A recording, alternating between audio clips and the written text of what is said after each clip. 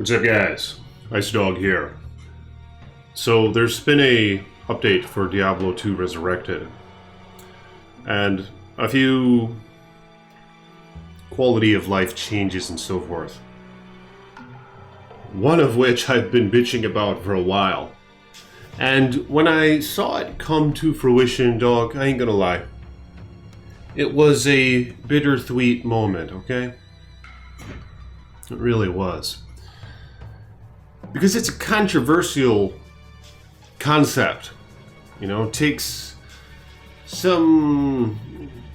the basic fundamentals of the controls and enhances the fuck out of it compared to what we're used to. So this is controversial. I made a video on it, on key bindings. Some of you dogs had some fucked up things to say to Ice Boy, alright? I didn't forget that shit. Some of you dogs were all for it. But you know, after further consideration, I was like, I suppose I can understand the other side. Because if we're subject to our right and left click as the only buttons that are action buttons, not just switching skill buttons that you can do with all the F keys and whatever the fuck else, for whatever reason, some of you dogs had to point that out. But Ice Boy, it's not just the F keys, and I fucking know that, dog. I just didn't realize I had to lay out every fucking little detail in order to cover my ass. God damn! No, truthfully though, I'm not pissed about that anymore. I just thought that was kind of fucked up. At the time, that the dogs who pointed that out were missing the point. I don't give a fuck if there's 100 keys you can assign your skills to, because when you assign them in the old way, that's all it does is you hit that button and it switches the skill, so then you have to click again. So it's a two-step system, and it's a three-step system to go back to the skill you was using previously. But here's the thing, man. It sounds like they're implementing key bindings, and I feel kind of fucking weird about it, not gonna lie. I didn't think that shit was gonna happen. But here's the thing. I think it's gonna be nice. Alright, you're gonna be playing as the sorceress, and no longer will you have to hit a keybind and then right click and then hit a keybind again to be back to where you was. Now you can have Thunderstorm on one of these action keybind buttons and just hit that fucking button and your Thunderstorm casts, and there it lasts for whatever duration it does, and then you don't have to take any further steps. That's all you gotta do. You just hit the button and there goes your Thunderstorm. Hit the button and there goes your chilling armor. You know what I'm saying? Hit the button and you'll raise a skeleton, shit like that. So I think this is gonna be good. And there's others that they changed, but check this out. Let me know if you guys have looked into this so far. Look at the art here. Yeah, this is, Sorceress looks okay. Necromancer's ugly as fuck. Barbarian actually looks like classic Barbarian in this depiction. But, so there's Mephisto, Barbarian, Necromancer. Oh, who's this up here? A droid? Who the fuck is that? Another Barbarian? I don't know. Alright, so let's check some of this out. The journey to resurrecting Diablo 2 as the modern incarnation releasing this September has been a challenging and rewarding endeavor. One of Blizzard's priorities is to always look for ways to iterate and improve the entertainment experiences we create for our players.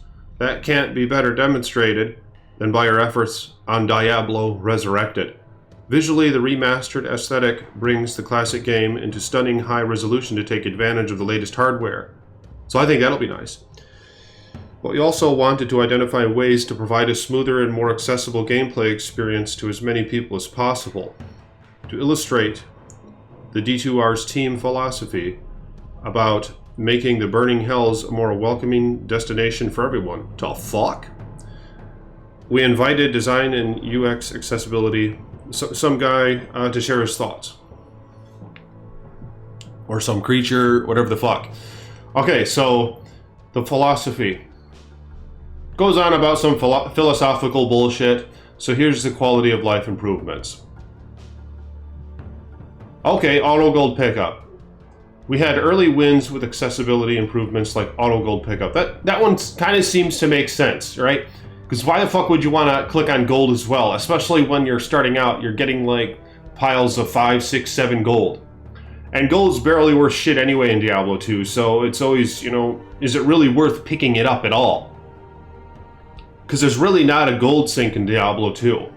You can gamble, but you can find all the items you could gamble just by running high areas, you know, things like that. So I never really gave a toad about gold. But yeah, I think the auto gold pickup is fine, because then you're just going to be picking it up anyway. So I think it'll be convenient. You know, why would we have to click on it? Doesn't make any sense. Larger font sizes, that's good. UI scaling on Windows PC. Options like gamma and contrast settings to enhance readability. Those are all good, in Ice Toad's opinion. But we knew that there were even more opportunities to improve accessibility to further enhance the gameplay of Diablo 2 for many of our current and potential future players. Auto gold pickup as an example. Our initial inspiration for this feature's implementation was for controller players to not need to click as much. Okay, that makes sense.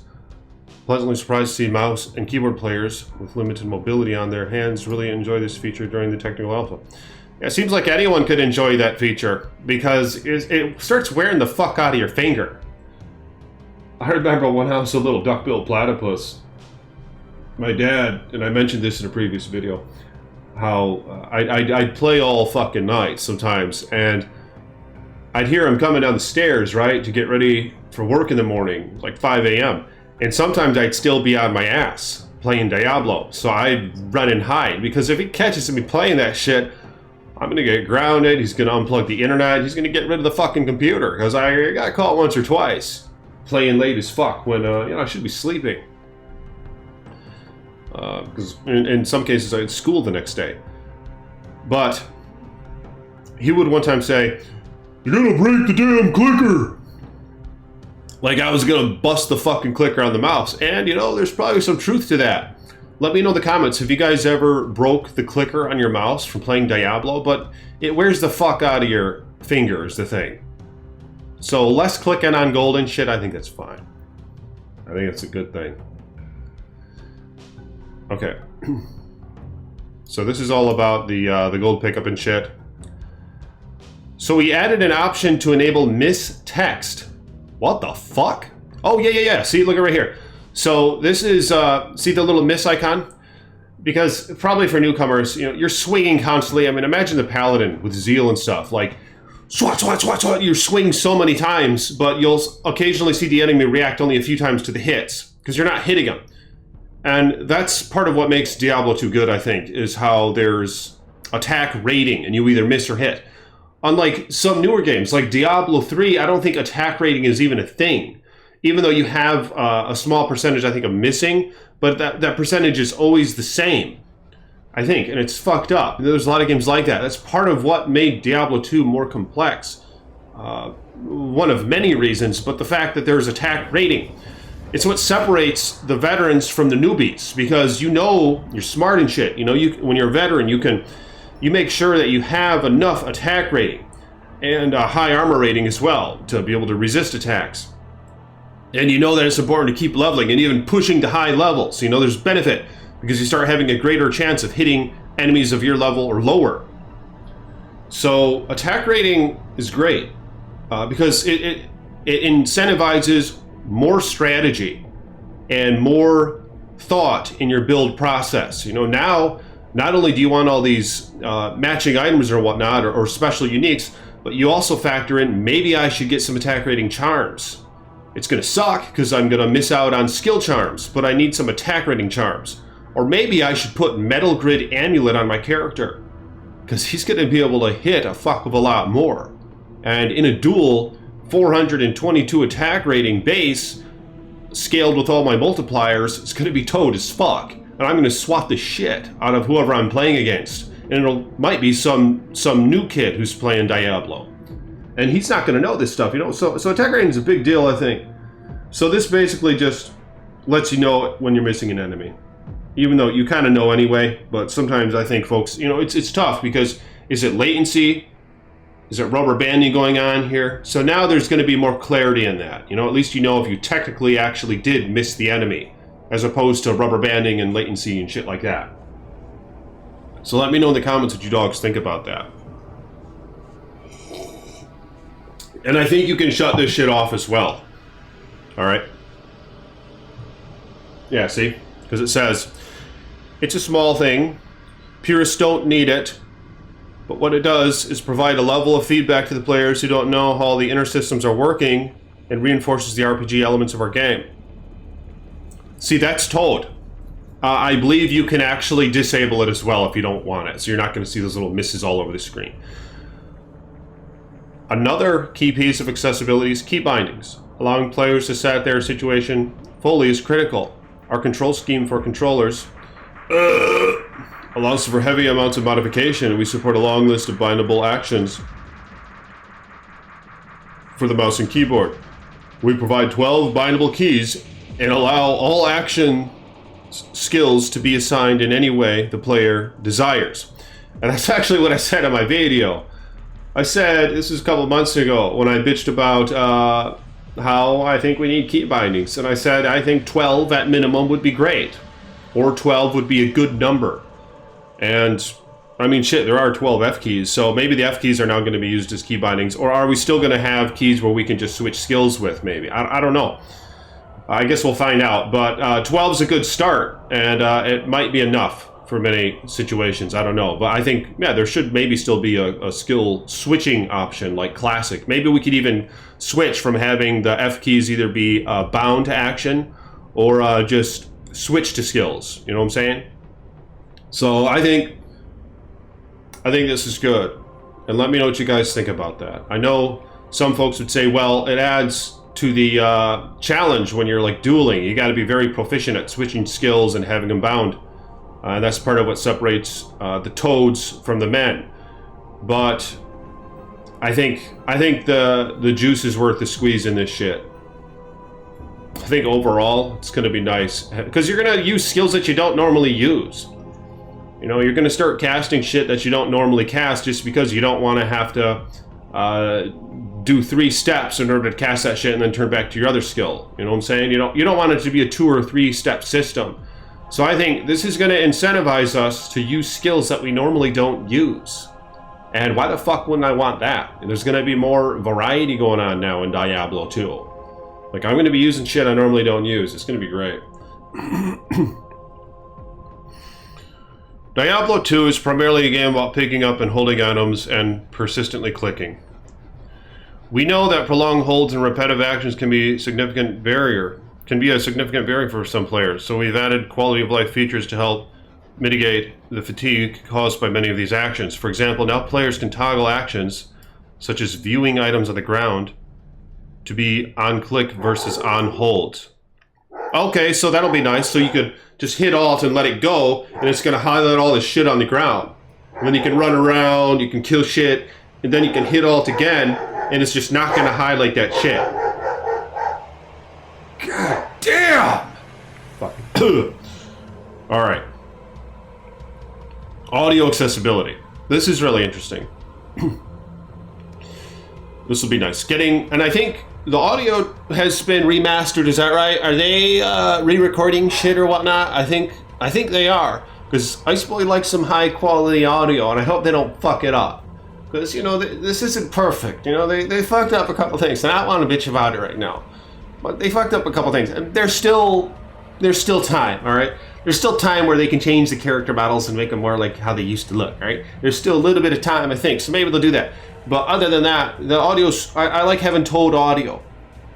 So, high resolution audio and shit. But this is something a little different, I think. This is customization, but I think they have enhanced the audio. Let me know in the comments below if they have. Getting the most out of audio is also a critical second channel piece of feedback for players in Diablo 2. With the number of audio cues going on, we felt we should allow players to manually augment their sound channels, culling what they don't think is essential and enhancing what they prefer.